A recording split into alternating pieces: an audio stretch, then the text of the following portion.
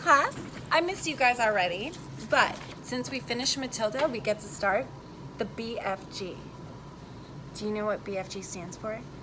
I want you to think about what it stands for, and I'm not going to tell you. We're going to read, and you're going to find out. Chapter 1.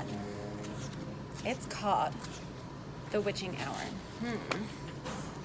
Sophie couldn't sleep. A brilliant moonbeam was slanting through a gap in the curtains. It was shining right on her pillow. The other children in the dormitory had been asleep for hours. Sophie closed her eyes and lay quite still. She tried very hard to doze off. It was no good.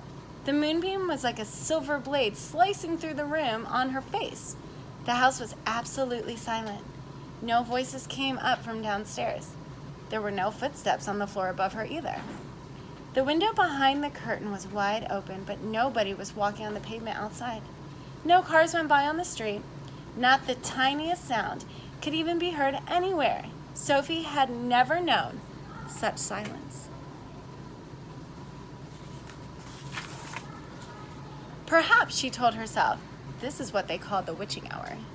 The witching hour, somebody had once whispered to her, was a special moment in the middle of the night when every child and every grown-up was in deep, deep sleep, and all the dark things came out from hiding and had the world to themselves. The moonbeam was brighter than ever on Sophie's pillow. She decided to get out of bed and close the gap in the curtains. You get punished if you got caught out of bed after lights out, even if you said you had to go to the laboratory. That was not unacceptable of an excuse, and they punished you just the same. But there was no one about now. Sophie was sure of that.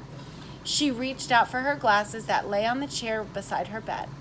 They had steel rims and very thick lenses, and she could hardly see a thing without them. She put them on, then she slipped out of bed and tiptoed right over to the window.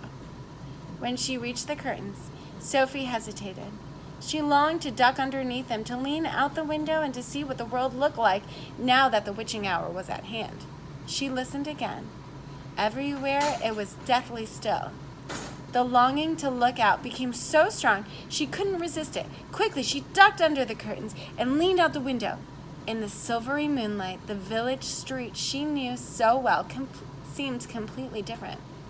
The houses looked bent and crooked, like houses in a fairy tale. Everything was pale and ghostly and milky white.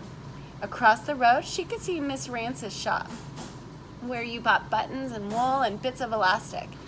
It didn't look real. There was something dim and misty about that too.